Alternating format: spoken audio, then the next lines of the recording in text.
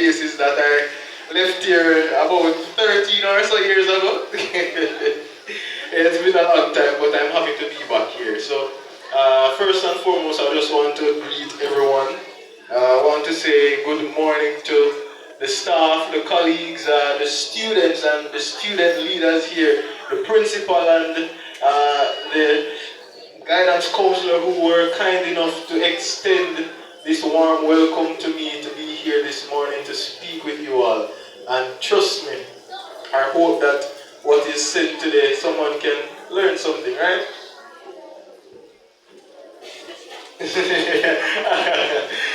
Some people might not know, but also Miss Lee, Mrs. Bowen Lee, who just gave my introduction, is my aunt.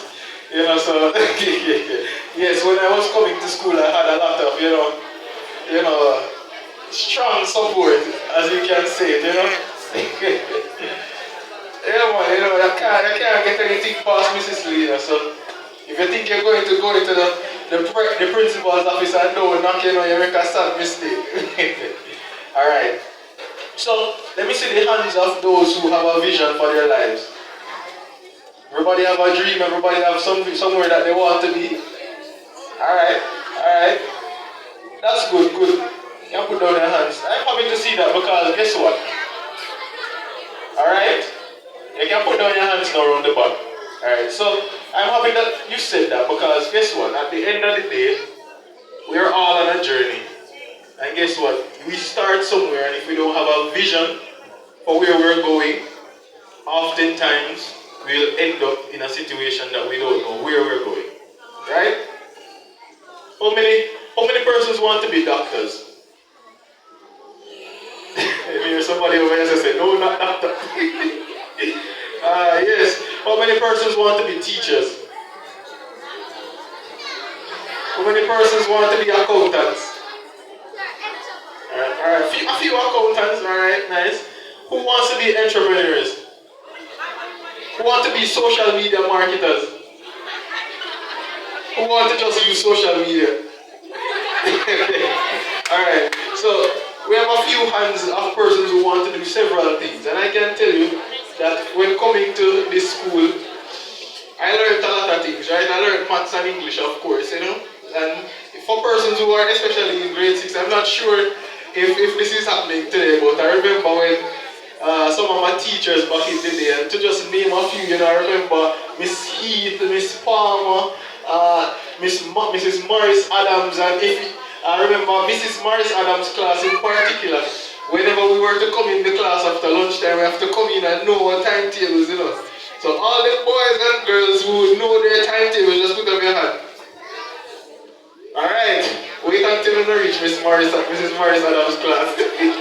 You must know at least up to 12 to enter that class. And so I remember a lot of my teachers and a lot of the lessons that I would have learned, A few other persons, Miss Bailey, so many other persons. There are too many names to mention because when I left, there were even a few teachers who were coming in and some were leaving.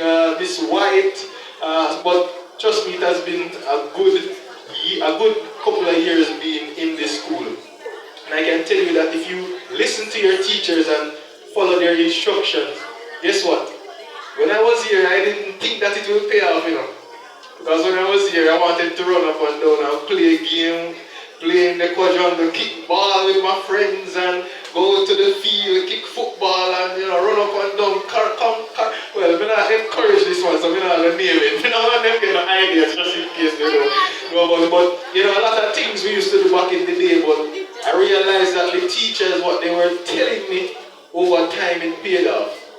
And your theme is what? We're creating leaders. Today is when we train the leaders for when?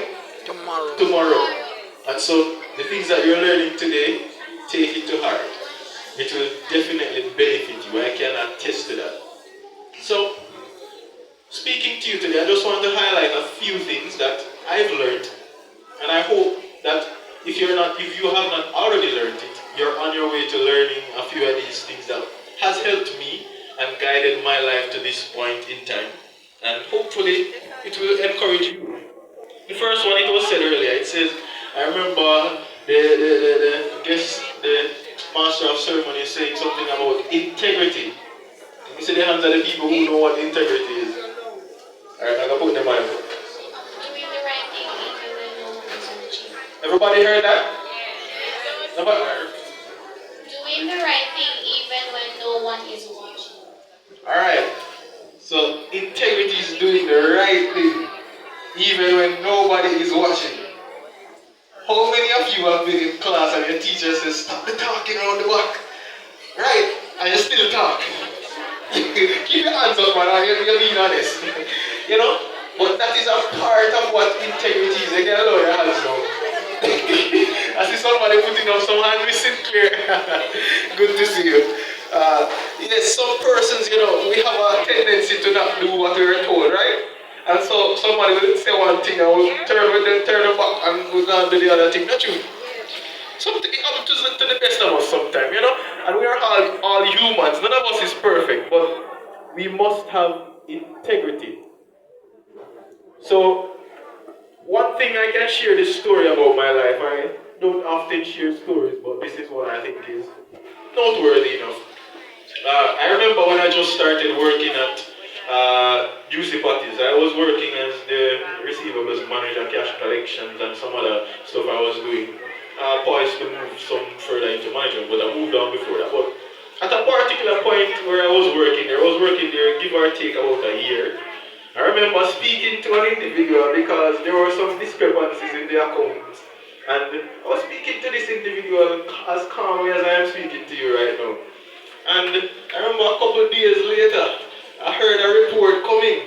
My HR came upstairs, and for those who don't know what HR means, it's Human Resource Manager. She came upstairs to me and, we always joking, have a light, friendly environment. So they were joking, and then she come to me and say, you get report to talk hard to somebody, and I'm like, yes, but I'm laughing, because, you think it's a joke, because, we're in a friendly environment, we always make joke. But she said, no man, it's true. Somebody said you're talking hard to them on the phone. So now I'm in my head, scratching my head, wondering who on the phone I talk hard to. But guess what? When they made that report, the first head to turn around was my supervisor. Because guess what? The supervisor knows me. I knows the type of person I am, that there is no way Jermaine is going to be talking bad to somebody, whether it be in the office or external. So when she heard that, her head spun around like this and said, I can't Jermaine I talk about. And so in this instant, something came back to my mind because it brought me back to the whole point of integrity and how I conducted myself in a way that even if a report was to be made against me, they knew better than that I'm not going to be the person to have done that. And I'm saying this to you students, and especially our leaders, you have to have integrity. Because if you cannot be trusted over small stuff, if when you say you're going to do something, you hide and do something else, if your word, you say you're going to talk to such and such and you don't go talk, or you said I'm going to stop going around the corner there and misbehave, and then you still go around the corner and misbehave, then your word cannot be trusted, right? Then that doesn't speak good for people who are leaders. So we must have integrity. Can you repeat that with me? I must have integrity. Yes. So a part of having integrity is evaluating every day, looking into yourself, right? Because every day your teachers tell you things about yourself, and sometimes you hear your parents tell you things. Probably them say you're smart, you're brilliant and thing, But look into yourself and say, do I have integrity? Am I doing what is right? Well, even when no one is looking. And guess what? If the answer is no, then something needs to change, right? Exactly. So, moving on. The next point I want to touch on is always give your best. See, all those who want to do well in school. 100s, 90s, 80s, in there. Definitely. My friend over here says, no, go lower than the 100. Alright, so 100s. Yes. So a lot of you want to do that, but guess what? If you don't give your best, then you cannot expect the best. Right? How many of us play video games? Alright. Quite a bit, alright. So, let me see. You can lower your hands now. How many of us, when we reach a hard level, we sit down around the game for a long time until we beat it? Alright. The hands are up. Why? You can lower the hands now. You know, I too myself used to play video games. I don't do that anymore. I don't have the time for it. And, you know, I'm a very busy person now. But at one point in time when I was younger, I used to play video games. And on Saturdays when my mother was washing and cooking, I would be there in my room, around the computer, whatever I was doing, playing some video games. Yes. You know, and I'd be there for hours on end, you know. I'd be sitting down and I would be like, you want to go to the bathroom, you don't get up. You want something to eat, you don't get up. You know, a lot of the times you get caught up. And guess what? You're trying to give your best to the game. You're trying to beat the hard level, right? So it's just the same kind of energy. Like how you play the video game and you'll be around it for hours, right? It's the same energy that you must put into your life, into your careers, into the relationships that you have. It's the same kind of energy. You must always try to do your best. And don't try to fool anybody, say, boy, I'm going to do this good, and then you're not doing good. Always try to do it good. Because guess what? At the end of the day, only what you do, you can receive. If you don't give your best, as I said, you cannot expect the best. I want to share just a brief story here. There was a carpenter. He was a great builder all of his life, right? Great builder. People who want to be a mason, all of your hands. Carpenters build houses, build cars, mechanics, them, alright, a few persons interested in that. Yeah, but this man was a great builder. Matter of fact, if you should see a couple buildings in New Kingston, probably would have been in our time. He's not from this current age, but if in our time, if you pass them big building, he would have probably been one of the persons to have built that building. And in the last part of his life, when he was getting ready to settle down now, come out of the trade, stop doing the work because he make enough money. He has all that he wanted, you know. There is nothing more that he wanted to accomplish in his job. He said, alright, I'm going to put down the work now. But guess what? He had someone who tasked him with a job. The person who was the supervisor before tasked him with a last job. He said, this is the last thing you're going to do. Right? I just want you to build one more project for me. And this was to build a very luxurious home. Now the man said, alright, never want to do it, but you know, since as him I get the money and stuff, him I can just go ahead and build the house. He went ahead, started to build the house, but he said, you know what, I'm not put too much effort in it, you know, maybe I could come out of the business. So he used inferior material. Who know what inferior means? Alright. Correct. So inferior just means that it is not a great quality. It's of lesser quality, right? You know, as good as the one we should have used. So he used inferior materials. He didn't spend enough time on certain things in the house, but it still get built in. It live a good in there. You can survive in the house. But at the end of building that house, guess what happened?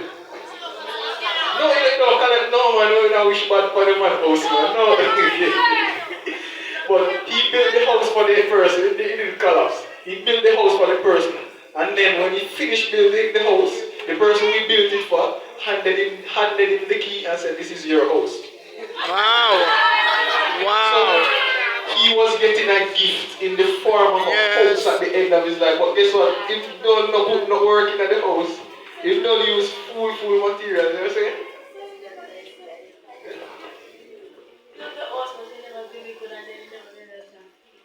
Exactly. He built the house, but he didn't put in enough work. Exactly. Right. So he built the house, as my friends here were saying. But guess what? I didn't know our house, so he said, might as well just do a little slapdash work as we know it today. Just put two things together. But guess what? At the end of the day, he was getting gifted that house. Now this is not to say when you do your best, you're going to just get the house in your hand. Not because you build it means that you're going to get it. But to show the principle, guess what? If he had built that house good, that house would have probably been in his family for a generation. He built, it was a big house, you know. Because remember, the man that hired him was a rich man, he said, build this nice house to me. When he built the house and saw how it was handed to him, he wished that he could have gone back and done it better. Now, in life, sometimes you're going to have a few regrets in life, but never make it be a regret that you did not do your best. Always, it doesn't matter what. If you're going to go into do a business for the entrepreneurs, if you're going to be a doctor, if you're going to be a mason or anything that you want to be, never let it be a regret that you did not do your best. Always do your best, because when you do your best, the outcomes, you can more live with it. But if you don't do your best, then at the end of the day, you have to say, why, me could have, should have. No, you don't want to have those kind of regrets. You want to say, I did my best, and if I didn't do as great as I wanted to do, I know that was my best, and what needs to be done is I can put in more work next time, right? Don't want to say, why, we could have done this better, you know. The other day I was speaking with a friend, and she did an exam the other day, and she didn't pass it, but she didn't study that much, and she had different things came up, and she forego studying to do other things, and did some others instead of studying and spending the time to do the work. And we were talking the other day, and she was like, "Why I never do my best, you know." So imagine she failed by 2%, guys. 2%. She had got that 2%, she would have passed that exam. But she failed by 2%. And what was the thing that she said? If I had studied 1 day more, if I had spent 5 more hours in the book. Imagine that, you know. If you can imagine the difference between you becoming the biggest businessman or the best entrepreneur, or the best mechanic, the best doctor, is you having spent just 5 hours more doing some preparation or something that you should have done. That hurt, man. You don't want to miss an opportunity and can say, boy, if I had only. No, so do your best from the first time. Trust me. I can attest to it. I can attest to it in even my life. So do your best, because only your best is what? Good enough. You know the same, man. Definitely. So, the next point I'll touch on is perseverance. Anybody else want to give the definition for what perseverance is? When they keep on trying, even if it's not going well. Alright, you hear what you said? You said you keep on trying even if things don't go as planned. See how many persons plan some stuff and they never pan out in the way you wanted it to. A lot of us, right? Yeah. So it's normal to have, you can lower your hands now. So it's normal to have things that you want to do, and you try to do them, but sometimes they just don't work the way you want it to work. And using the game analogy again, sometimes you're playing a game and you just don't beat the level that you want to beat. You're trying 5 times, you don't beat the level. But guess what? You go for the 6th time because what? You're persevering. And as we translate that from the game into our real lives, there are some situations we will come upon that will be hard. Life is not going to be easy. It's not going to be a bed of roses. And I can promise you that if you don't persevere, you'll miss opportunities that you want in life. I remember a friend of mine. He usually does my trimming. He's my barber. I remember calling him one morning. I usually, from time to time, I call him just in case a spot opens up, because he does his trimming by appointment. The man in the house, how many of you has had one barber from you were a young child till right now? One barber. Yeah. Yeah, they often say that men are more loyal to their barbers than anyone in this world. Because they'll have one barber for the entirety of their lives, never switch. So that is me. I have one barber, and if he says he can't trim my hair is going to grow wild until he can trim me. Because guess what, I trust him with my hair. When I called him from time to time, and I said, I want you to trim me at this point in time. The first time he couldn't trim me. I tried again because the spot, there was no vacant spot in the short time that I wanted. So just in case he could squeeze me in at any point, I kept calling. And so one morning I woke up. I was saying, boy, I don't even know if I'm going to get him on the phone or if he's going to even be in the office. But I just decided, I've been calling, let me try one more time. So I called the man, and lo and behold, he was heading into the office. And guess what? He was supposed to do something that morning, and it get cancelled, so his first appointment was clear. Well, guess what? If I didn't say, hey, I'm going to reach out and try this man again this morning, I wouldn't have got what I wanted, and that was the last morning I could have gotten him to do it. So guess what? Sometimes you're going to get no's in life before you get a yes. That doesn't mean that it's a shut door. There have been many doors in my life that have been shut. But guess what? At the end of the day, I kept trying. And I mean, the first job that I tried for, I remember going in, and I actually got accepted for that job, but there was another place that I wanted to, and I didn't apply to there first. I applied to there afterward, which now in hindsight, probably I should have just given that resume first. But then I later on in life, I see why God would have had me not to apply there. But when I reached out to them, they were like, boy, spots filled. Because that was KPMG, and for persons who know, KPMG is one of the larger accounting firms in Jamaica. And I'd say probably the world. But yes, I applied there, and they were saying they kicked off already and stuff like that. But their location is downtown, I come from this place, so going downtown every morning would have been... Going New Kingston when I was working there was a hassle, but going downtown would have been worse. But when I called them the second time, I remember having called them again, and I was like, well, I don't even know if I'm going to get this job or if they're going to say yes. But I called anyway, and I tried, and I got the interview this time. They interviewed me, and they were like, we're not going to be able to pay you the amount that is on the thing, but there might be an opening. But right at that moment, I had already gotten another job, so I didn't take that other one. But I'm showing you that opportunity could have easily, if that was where I should go, could have easily passed me by if I had said, hey, I'm not call nobody else. I don't call them reject me one time, so I'm done with that. Perseverance is necessary to accomplish what you want to accomplish. If you don't persevere in life, then you will not achieve a lot of the things that you could have possibly achieved. Perseverance is difficult. Why is it difficult? Because you're looking at the thing that you want, for those of us who want certain things in life. And you keep on getting no's. You keep on hearing, boy, can't do this right now. Can't take you on as an employee. Or for the persons who will be matriculating to high schools, you don't get accepted to certain high schools that you wanted to go to. Or you don't get the positions that you wanted to get. But guess what? Keep persevering. Keep on doing your best. Because guess what? At the end of the day, when you persevere and you continue, one day the opportunity is going to present itself. One day the door is going to be open. And guess what? You'll be in a position to walk right through. Now, those of us who have failed exams, you can put up your hands. If you ever fail an exam. Alright? Not afraid to put up your hand if you fail an exam. We listen but don't judge, right? Alright, so you can lower your hands. Yeah man, level off front of the back then for me please.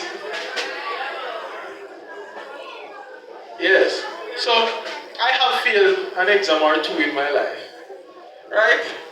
I know what it feels like to miss the mark by 2%, by 5%. Yeah, because it has happened, and to the best of us as well.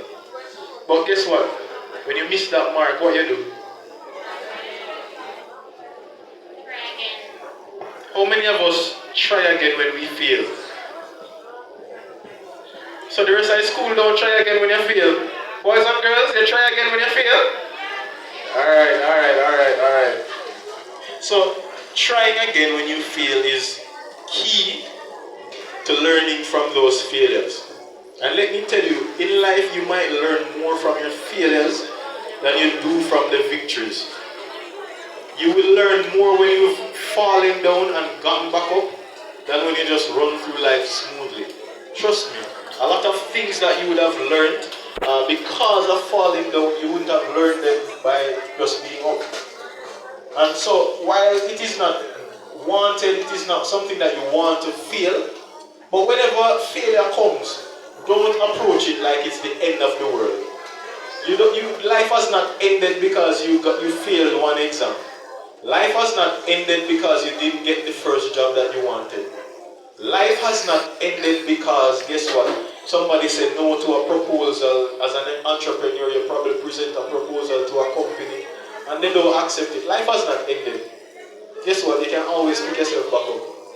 Because once there is life in the body, then you can do more each day than the last day.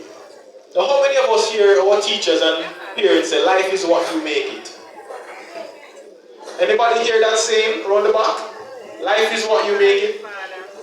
Who knows what that means? You've heard it before? Or you know what it means? Like when you do something, like you know when you're trying cause and effect, you do something and that's the cause and the effect, is it? So like what this thing that you just said is kind of about cause and effect. You do something and you get an effect. Alright, everybody clap her. Come on.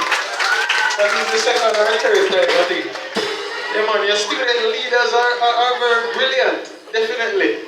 Your student leaders are brilliant. They know what's going on. And I see one person in the front mouthing it a while ago. You reap what you sow. Same thing, cause and effect. How many of you know if you plant a mango tree outside, you're going to get mangoes from the tree that come up? Everybody eat mango? Alright. How many of you think that if you plant a mango tree out the back, you're going to get a few oranges? Or you think you're going to get orange from a mango tree? Yeah? Oh. Alright. So that simply means that if today I plant hard work, if today I plant diligence, if today I show integrity, then tomorrow, guess what? The hard work, the integrity, the perseverance will pay off. Guess what? If I study today, tomorrow's exam will be easier. If I study in grade 6, I have a better chance of going to the school that I want to go to when I move on. And if I study good in high school, then I'll be able to go on to the university of my choice. And for those who will be moving on to other things, to whatever you want to go. So that is the principle. Whatever you do today, you might not see the benefits today. So, how many of you exercise? I think everybody hand should go because you have physical education, right? Alright, so I used to be an avid. You can lower your hands. I used to be somebody that was always exercising, right? Back in because as you know, I used to play basketball. So back in my grade, I would say grade 7, 8, coming up, I used to exercise a lot. And I used to have a little bit more, muscles and stuff, I get slimmed down now because I take off, I stop doing some of that, right? Because the sitting down lifestyle. But guess what? When I was exercising, you think the next day I just look like Hulk? You think I exercise one day and then the next day I look like Hulk? No. Guess what? It took time. And in taking time, I was exercising in the evenings. I wake up in the morning and exercise. I do a little light jogging. Next week, I do leg day. The next week, I do chest day. And then I do push-ups, I do sit-ups. And guess what? Over time, I saw where I got not only stronger, but I saw the physical benefits of it. Where I got more muscle, I saw more growth. But guess what? It also did something else. It gave me a little bit more discipline. Because you have to be disciplined to get up every morning and go gym or lift weights and stuff. Trust me, it takes a bit of discipline. So, just like how I didn't just get up one day and exercise one time and put on 10 pounds of muscle, you're not going to get up one day and study one topic and then you know the entire book. or get up one day and become a leader overnight. That is not how it works. Leaders, oftentimes, they are born, but in certain situations, they can be created. Why I say this? There are many leaders who were just born, they have a natural instinct to lead. And then there are those of us who, over time, we grow into that leadership capability because we have been learning certain things. And so, it is important that we understand this, that it is not overnight. And my final point that I wanted to bring across to you, but by no means least, let me see all those who enjoy devotion this morning. Yes, you enjoy the singing and, But guess what? My final point is what? Put God first. That's right. See those who go to church. Look, I'm happy to see that, man. Yes. We have a good show. So, putting God first is important in life. If you don't put Him first, then guess what? Level off already back to me again now, please. Alright? So if you don't put God first, then He won't put you first. And guess what? When you put God first, there are many things in life that come because of hard work, but there are other things that comes because of God's favor. And a lot of times I can say the first job that I went into, I was favored to be there. I didn't even do an official interview. But guess what? God saw that I wanted to. I needed that job at the time. And my hard work before would have paid off in ways. And so He had allowed that opportunity opened up that I was able to go into that job. So putting God first, it benefits you and it benefits those around you who are in your circle and benefits from your growth and progress. I'll close off with this one story. There were two farmers. Everybody listen to this story here. I'm soon finished. I know I've been talking a while, but this is the last. So there's this story. There were two farmers. They both were in a drought, and the two of them prayed. Alright, let me see if the mic long enough. I'm going to walk down in the little corridor here. So. Hello? Hello? Alright, can you hear me? Alright, so there were two farmers, right? And these two farmers were experiencing a drought. They both prayed for rain. But guess what? One farmer decided that he was going to plow the land, plant his seeds, and stuff. After a while, the rain came, and only one farmer was able to reap. Why? Because he planted. But guess what? Both of them prayed. So what I'm saying is, yes, you trust in God, and yes, you rely on God. But God has shown us that putting in hard work and doing what is required will ultimately help us to get where we are going. And if in order for God to favor us, we must also put in what we must put in. So the farmer who planted the seed in expectation for the rain was the one that encountered a great harvest and saw his banana trees and orange trees. For those who were saying that orange grow on mango trees, he saw his trees growing and plants coming. So put God first, but also know that the responsibility is also upon us to do what we ought to do. So I want to close by just reminding you, and if you don't hear nothing else from what we said today, hard work will always pay off, but always put God before all that hard work. And not only the hard work you will see pay off, but you will see favor in your life because of that. And especially to my young leaders, today you are preparing for a greater tomorrow. Many of you will see trials and will see a lot of things happen. But guess what? Put God first. Trust in the process, because a lot of us don't want to wait. But trust the process. Put in the work. And I'll close with the saying, many of us should know it, right? The heights of great men reach and end. You can finish it with me. We're not what? Attained by sudden flight, but they, while their companions slept, were toiling upward in the night. Thank you very much for listening.